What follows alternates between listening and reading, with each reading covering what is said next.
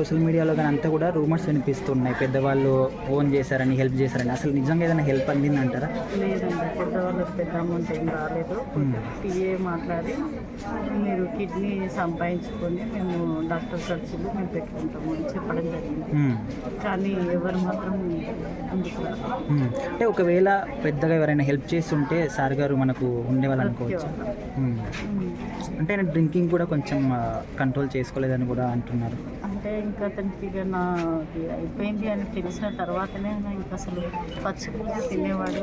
బిర్యానీ కావాలని అడగడం స్టార్ట్ చేసింది. ఇంకా తినేస్తా ఇంకా అయిపోయినట్టే అన్నట్టుగా అలా అయ్యింది. అంటే హాస్పిటల్లో జాయిన్ అయినప్పటి నుంచి కూడా కోలుకుంటున్నారని చెప్పేసి కూడా అన్నారు. మొన్నటి వరకు కూడా బాగున్నారు. ఇది మరి ఇంత సడన్గా ఏమైంది? 1 వీక్ క్రితం మేము వెళ్ళినప్పుడు బాగానే మాట్లాడాడు. మరి ఏం తింటావన్నా అంటే ఉప్మా అని కూడా అన్నాడు. కానీ తినలేని పరిస్థితి, ఉప్మా నుంచి పైపేసి మాట్లాడిండారు. మంచిగా పోయి వస్తాడనేసి అనుకున్నాం. మళ్ళీ వేరే హాస్పిటల్ మారిన తర్వాత అసలు పాయిజన్ కాళ్ళ నుంచి బాడీ మొత్తం స్ప్రెడ్ అయిందని తెలిసింది. అది తెలిసి చాలా బాధపడ్డాం. కానీ అన్నయ్యకి అసలు కోమలోకి వెళ్ళిపోయాడు. మాట్లాడే సిచ్యువేషన్ లేదు. కాళ్ళు చూడడం తప్ప అంటే చివరిసారిగా మీరు ఎప్పుడు మాట్లాడారండి? 1 వీక్ 10 డేస్ ఇక్కడ డిఆర్ఎంలో ఉన్నప్పుడు, ఉప్పల్లో ఉన్నప్పుడు మాట్లాడారు. అంటే లాస్ట్గా మాట్లాడినప్పుడు మీతో ఏం చెప్పారు?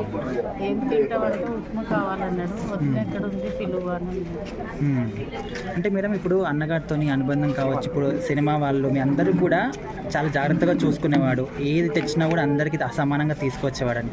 సో ఇలాంటి ఒక పెద్ద దిక్కు ఇప్పుడు మన ముందైతే లేరు. సో మీకు ఆ లోటు ఏ విధంగా?